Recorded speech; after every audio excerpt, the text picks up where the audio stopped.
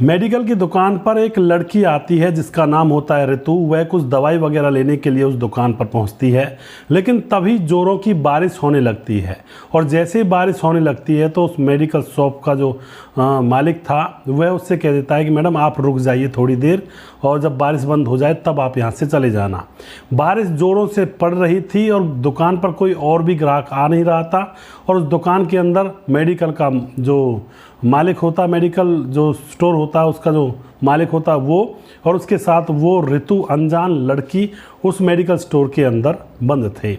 अब तो यहाँ पर दोस्तों उसके बाद जो मेडिकल स्टोर वाला होता है उस मैडम के साथ मजाक करने लगता है और कहने लगता है कि आप तो बिल्कुल परियों की रानी हो, आप तो बहुत खूबसूरत हो, और आप इस तरह से अकेली सामान लेने के लिए आई हो, किसी और को भेज देती।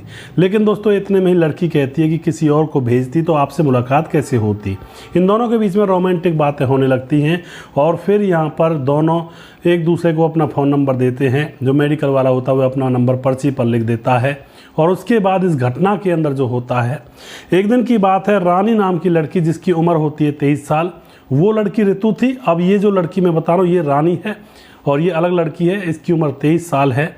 इसको घायल अवस्था में वही मेडिकल स्टोर वाला बबलू, जिसका मेडिकल स्टोर का नाम होता है केदारेश्वर मेडिकल स्टोर, वह उसको गोद में लेकर हॉस्पिटल पहुंचता, गाड़ी में लेटाकर। हॉस्पिटल जाने पर उसको एडमिट करवाता है और वहां पर दोस्तों इलाज के दौरान उसकी मौत हो जाती है। रानी जो कि 3 सालों से बबलू के मेडिकल स्टोर पर सेल्स गर्ल का काम किया करती थी, और कमरे में वह बेहोश पड़ी थी, और बेहोश पड़ी हुई को अब जो मेडिकल वाला होता है बबलू, वह उसको उठा कर लाता है और हॉस्पिटल ले जाता है, तो वहाँ पर उसकी मौत हो जाती है। अब दोस्तों पीछे से वो जो रानी थी वो सीगौर ज़िले के बाऊपुर गांव की रहने वाली थी, लेकिन मध्य प्रदेश के देवास में वो अखाड़ा रोड स्थित किराए के मकान में अकेली रहा करती थी। वह अविवाहिता थी, यानी कि उसकी शादी अभी नहीं हुई थी। अब यहाँ पर दोस्तों पुलिस आ जाती है क्योंकि उसकी मौत हो चुकी थी, और कौन सी परिस्थिति में यह लड़का उसको उठा कर लाया था।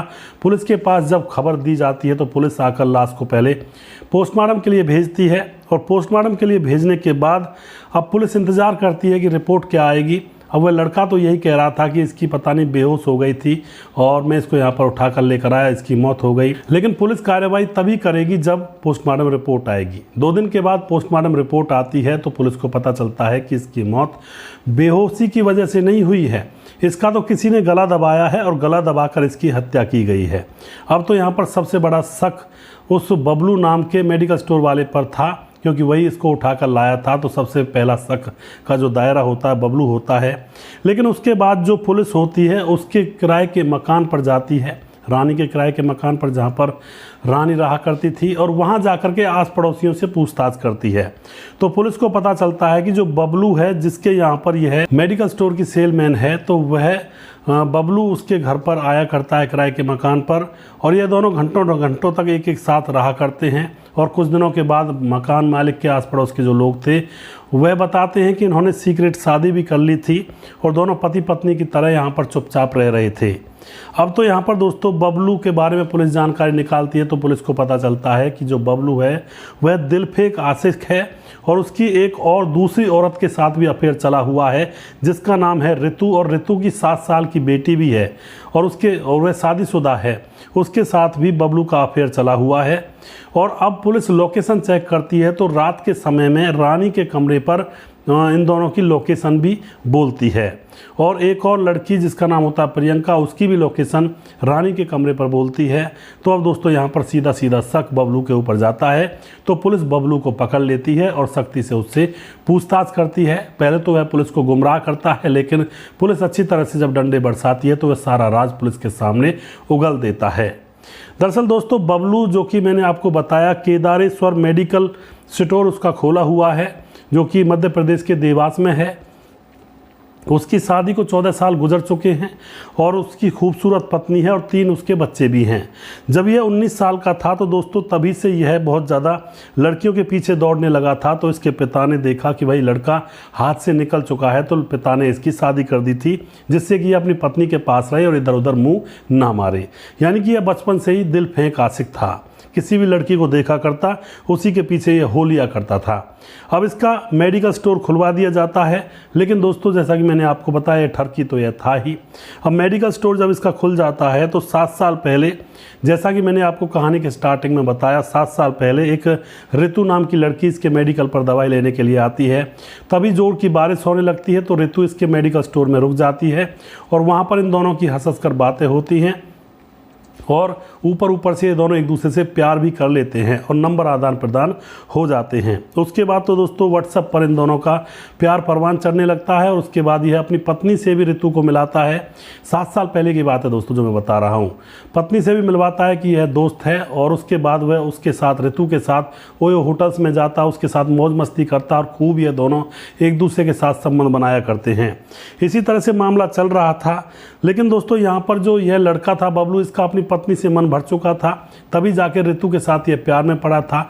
लेकिन अब ऋतु उसके साथ भी ये 7 साल से प्यार में था। ऋतु के साथ जब इसने प्यार की शुरुआत करी थी तो ऋतु उस समय 23 साल की थी और 7 साल बाद ऋतु अब 30 साल की हो चुकी है। तो ऋतु से भी इसका मन भरने लगता है। अब ये नई निगाहें इधर उधर कोई और अपनी नज़रों में ढूंढने लगता है। अब जैसा कि मैंने आपको बताया दोस्तों, जो रानी होती है अब उसके ऊपर इसकी नज़र पड़ जाती है, क्योंकि दुकान पर रानी सेल गर्ल थी। सेल गर्ल जो होती है, रानी सेल गर्ल का काम किया करती है और वहीं पर मध्य प्रदेश के देवास में ही मेडिकल स्टोर मध्य प्रदेश के देवास में ही कमरा किराए पर लेकर रहा करती है। उसके माँ बाप जो बहुत ज़्यादा गरीब हैं, तो रानी को बहुत ज़्यादा पैसों की ज़रूरत हुआ करती है। तो वह आकर के अब जैसे इन दोनों की बातचीत होती हैं, सेलगर तो वह थी ही, उसके बाद इन दोनों की बातचीत होती है तो बबलू को पता लग जाता है कि रानी को पैसों की बहुत ज़्यादा ज़रूरत है और यह ज़रूरतमंद है। तो यहीं पर बबलू अब उससे फ़ायदा उठाना चाहता है, क्योंकि यह जिस लड़की के ऊपर इसका मन आ जाया करता उसको बिना प्रेम जाल में फंसाए हुए जाने नहीं दिया करता था। इसका ये मतलब इसके अंदर एक कलाकारी कूट कूट कर भरी हुई थी। अब तो ये अपना दिल रानी के ऊपर फेंकने लगता है। रानी जो कि 23 साल की है और सेल गर्ल का काम करती है इसके मेडिकल स्टोर पर, तो उसके साथ ये दिल फेंक खेल खेलने लगता है। रानी को पैसों की चाहत थी तो यह रानी को पैसे दे दिया करता और रानी एक दिन फिर इसके शिकंजे में फंस जाती है। इसको अपने किराए के मकान पर बुला लेती है। वहाँ पर यह जाता है मिलने के लिए और वहाँ पर 1-2 घंटे तक अब रानी के साथ यह संबंध बनाता है और उसको बदले में कुछ पैसे भी दे देता है। इसी तरह से अब यह ऋतु की तरफ से ध्यान हटाने लगा था, पत्नी की तरफ से ध्यान पहले ही हटा चुका था और अब यह रानी के ऊपर आशिक हो चुका था। दोस्तों उसी दौरान अब कोरोना लग जाता है। कोरोना काल में मेडिकल स्टोर बंद हो जाते हैं और कभी कभार खुलते हैं टाइम टू टाइम, और उसके बाद ये ऋतु का घर से निकलना बंद हो जाता है। लेकिन रानी अपने कमरे में थी, तो यह जो बबलू मेडिकल स्टोर वाला होता है रानी को खूब खर्चा पानी वहीं पर जाकर दे दिया करता है कि तुम्हें चिंता करने की ज़रूरत नहीं है, मैं हूँ तुम्हारे साथ, तुम खूब खर्चा करो, और उसके साथ खूब संबंध बनाया करता। अब तो लॉकडाउन में रात दिन रानी के पास ही पड़ा रहा करता बबलू, और ऋतु को अभी कुछ पता नहीं था। जो पहली प्रेमिका थी वह इसी तरह से यहाँ पर मौज मस्ती कर रहा था। अब धीरे धीरे लॉकडाउन खुलने का समय आ जाता है।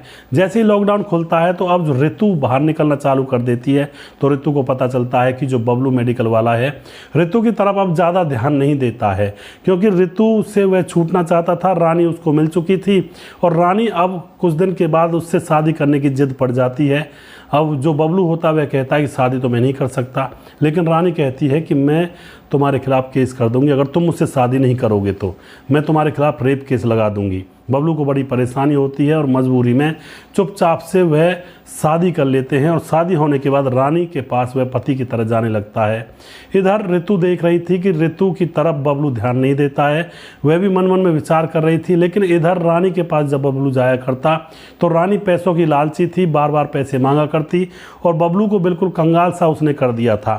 थोड़े दिन के बाद बबलू का मन भर जाता है और अब बबलू रानी से कहता है कि भाई ऐसे काम नहीं चलेगा, पैसे कम खर्च करो। लेकिन रानी कहती कि मैं तो करूँगी पैसे खर्च, तुम्हारी पत्नी हूँ और तुम ज़्यादा 3 तूफान करोगे तो मैं तुम्हारे खिलाफ केस दर्ज करवा दूंगी कि मेरी ज़िंदगी बर्बाद कर दी इसने। उसके बाद दोस्तों यहाँ पर अब जो बबलू होता है रानी से उसका मन भर जाता है, क्योंकि वह पैसों के लिए ज़्यादा टॉर्चर कर रही थी बबलू को। तो अब वह अपनी पुरानी प्रेमिका से एक दिन बाजार में मिल जाता है, तो ऋतु उससे कहती है कि क्या जनाब अब तो भूल ही गए हो। लेकिन दोस्तों बबलू यहीं पर मौके का फ़ायदा उठाता है, रानी को एक साथ अलग ले जाता है किसी एकांत जगह में। उससे कहता है कि नहीं नहीं, भूला नहीं हूँ, मैं तो तुमसे बहुत प्यार करता हूँ, लेकिन मुझसे गलती हो गई। ऋतु कहती है क्या गलती हो गई? वह कहता है कि मैंने एक लड़की से प्यार कर लिया जिसका नाम रानी है, जो कि मेरी दुकान की सेलमैन है। अब तो उससे प्यार कर लिया और मजबूरी में उससे शादी करनी पड़ गई, और अब मैं क्या करूँ, वो पैसे बहुत ज़्यादा मांगती है, मैं उससे छूटना चाहता हूँ। ऋतु अपना पुराना प्यार वापस पाना चाहती थी। ऋतु कहती है कि ठीक है, कोई ना कोई इंतज़ाम करेंगे। बबलू कहता है कि तुम ऐसा करो, उसकी हत्या कर दो गला दबाकर, और फिर उसको मैं हॉस्पिटल ले जाकर पहुंचूंगा और कहूँगा कि पता नहीं इसकी कैसे मौत हो गई।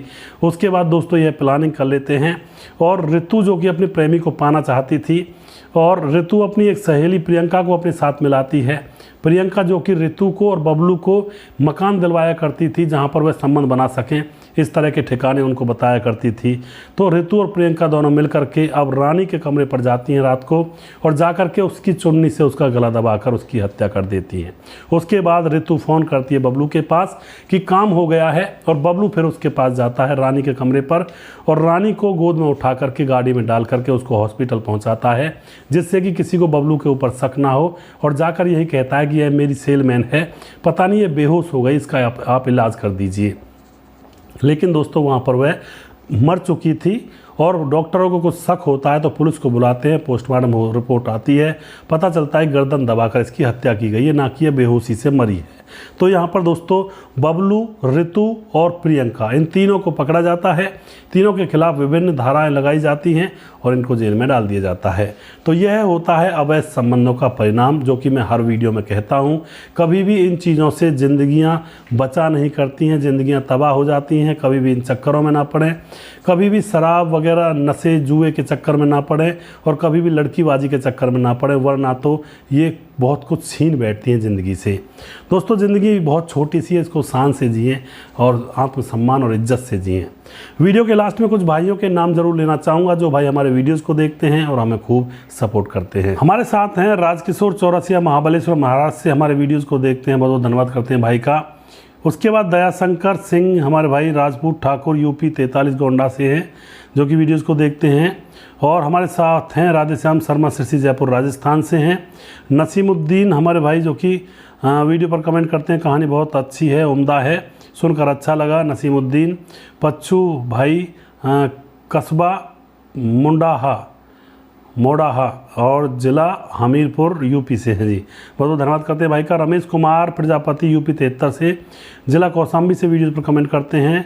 राजेश्वरिंग मार्वलस वीडियो, राजेश रिनवा, तो आईडी अलग नाम से है।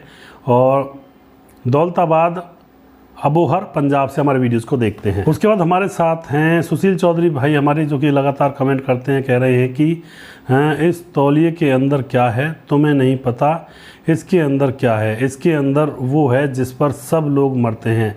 जी बिल्कुल सुशील चौधरी भाई। श्यामलाल चौधरी हमारे भाई कह रहे हैं कि आपकी कहानी बहुत अच्छी लगती है, बहुत सुनते हैं जी, बहुत बहुत धन्यवाद करते हैं भाई का। साबुद्दीन मियाँ सर, आपकी वीडियो का इंतज़ार रहता है, सब आपके वीडियो में देखता हूँ और हर वीडियो में मेरा नाम लीजिए। जी बिल्कुल साबुद्दीन जी, आप कमेंट करते जाइए और मैं नाम लेता जाऊँगा, और लगातार कमेंट करोगे लगातार ही आपका नाम आता जाएगा। उसके बाद हेमंत कुमार हमारे भाई, श्रीमान जी आप अमेरिका के कैलिफोर्निया में हैं क्या? जी नहीं हेमंत जी, मैं तो घर पर ही हूँ, और ये तो बैकग्राउंड होते हैं जो मैंने पीछे लगा रखा है, शायद उनको देखकर आप बोल रहे होंगे। तो जो पीछे होता है वो बैकग्राउंड होता है, कोई रियल जगह नहीं होती है, ये मैं आपको बताना चाहता हूँ। रियल जगह अपने आप पहचान में आ जाती है। उसके बाद हमारे साथ ट्रेन का इंजन कुशन साहू, कुछ ऐसा नाम है, और आखिर उन्हें मारकर मिला क्या, जेल ही करवा दीजिए। बिल्कुल सत्यनारायण कीर हमारे भाई कह रहे हैं।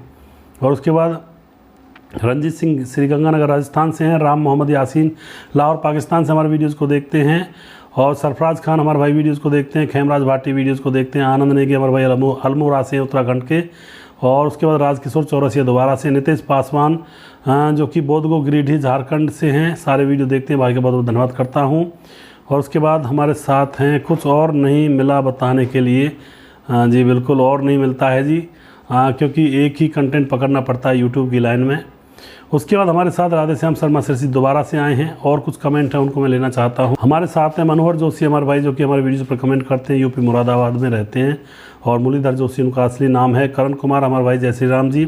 सुजीत कुमार हमारे भाई लगातार कमेंट करते हैं। बाबूलाल नमस्कार सुदेश भाई, आप कैसे हो? दुनिया तो हवा में उड़ती है जी, बिल्कुल बाबूलाल जी। सूर्य प्रकाश मिश्रा जी, सर जी दुनिया हवस और दिखावे में बहुत पागल होती जा रही है, ये विडंबना आसानी से खत्म नहीं होने वाली है। रुदौली जिला अयोध्या से है, पत्नी का नाम शिखा मिश्रा है। प्रवीण बघेल शिवपुरी से हैं। आरिफ बहादुर हमारे भाई सर क्या हाल चाल है, गुड वर्क। सऊदी अरब से हमारे भाई देखते हैं वीडियोस को, बहुत बहुत धन्यवाद करते हैं भाई का। उसके बाद राम गोसाई हमारे भाई जो कि कह रहे हैं कि भगवान करे ऐसी पत्नी किसी को ना मिले, जी बिल्कुल राम गोसाई जी। मुकेश कुमार जी यूपी 83 से हैं।